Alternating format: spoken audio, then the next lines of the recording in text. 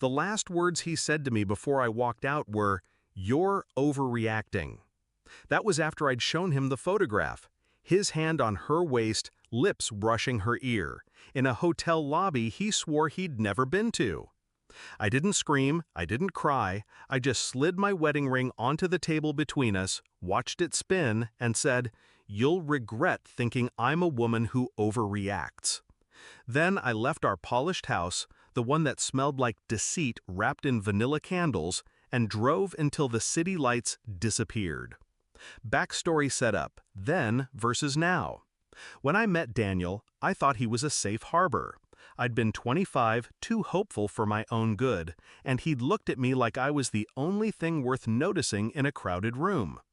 We built a life. Sunday mornings tangled in sheets, whispered plans about the future, the kind of love you imagine will carry you into old age. But that love aged faster than I did. It turned brittle, like old paper, ready to burn at the first spark. Discovery of betrayal. The first sign was his phone. Once left everywhere, now always face down. Passcode changed. Then came the business trips, the late nights, the shirts smelling faintly of perfume I didn't wear. I told myself not to imagine things.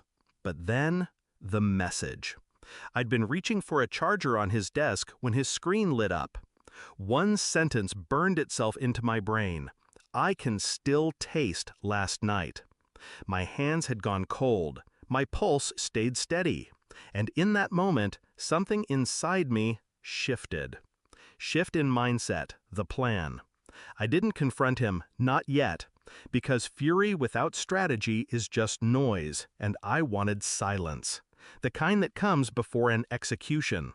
For weeks I played my role, the loyal wife, the oblivious one.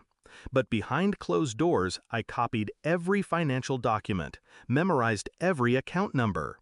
I dug deeper, found the shell company he'd hidden, the apartment lease under another name. I contacted a lawyer, the kind who could dismantle a man's life in clean, legal steps. I even befriended the other woman online, without her knowing who I was. Information is a sharper weapon than rage, and I was collecting it like ammunition. The move, remote town, fresh start? When I finally filed for divorce, I didn't tell him where I was going.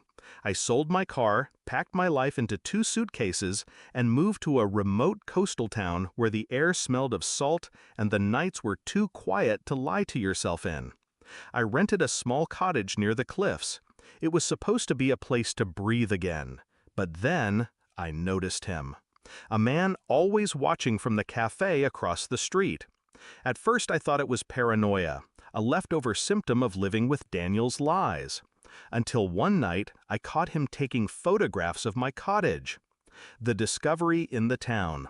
I followed him, down narrow streets, past the harbor, to a house that looked as forgotten as the people in it.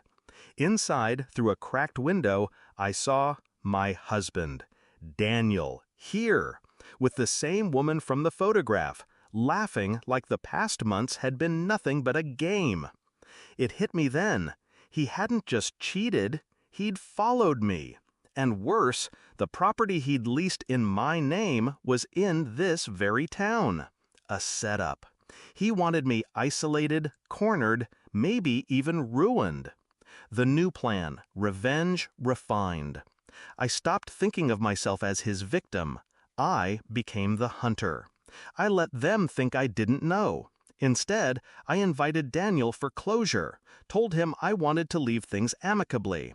I suggested we meet at the old lighthouse by the cliff, the one the locals warned about because the rocks below could break you in seconds.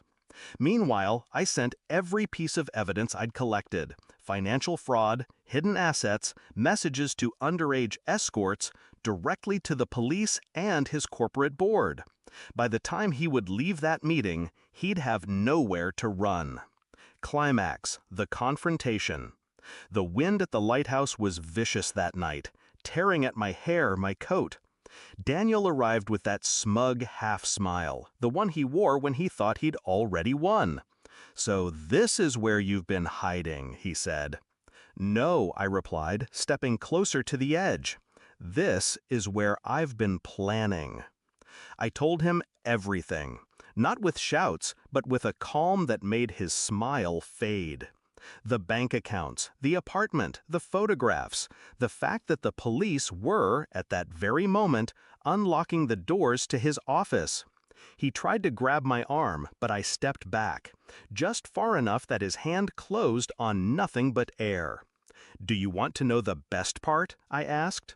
"What?" his voice cracked. "You don't get to see me break." By morning, the town was buzzing with news. Daniel arrested, assets frozen, his mistress gone before sunrise.